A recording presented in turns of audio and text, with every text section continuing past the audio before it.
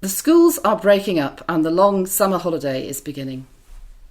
These 6 or so weeks from late July to the beginning of September have their origins in our rural past, when children needed to be at home to help bring in the harvest.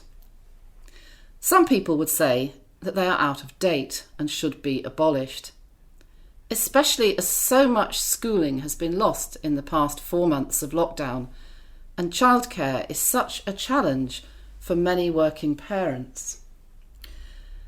But I think these weeks are a gift to be treasured. Like so much of the church's year, they are rooted in natural rhythms that we have all but forgotten.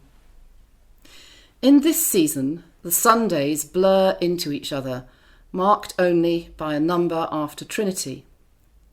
We take a break from many of our usual activities, and our churches and ministers are dressed in green, a sign of a period not so much of leisure, but of space to grow uninterrupted by the demands of festivals and saints' days, to put down some spiritual roots and to go deep.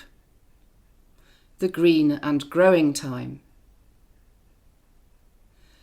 The book of Ecclesiastes says, "For everything there is a season, and a time for every matter under heaven, a time to be born and a time to die, a time to plant and a time to pluck up what is planted, a time to kill and a time to heal, a time to break down and a time to build up, a time to weep and a time to laugh, a time to mourn and a time to dance."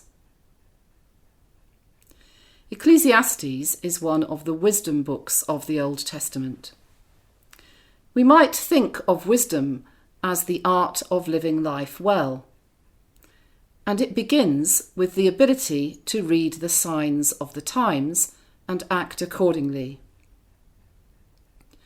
What is right at one time may be wrong at another.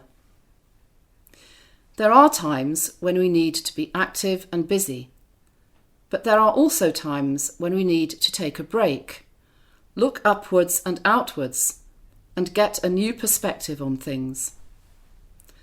A holiday, or even a day out, helps to refresh us for future challenges.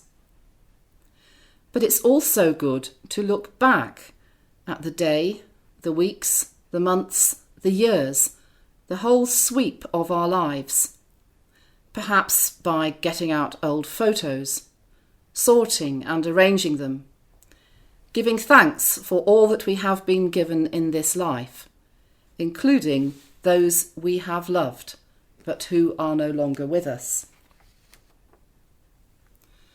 After all, this is what God himself did on the 7th day of creation. God looked at the world, saw that it was good, and rested in delight. This is what the Bible means by blessing, a kind of delighted rest.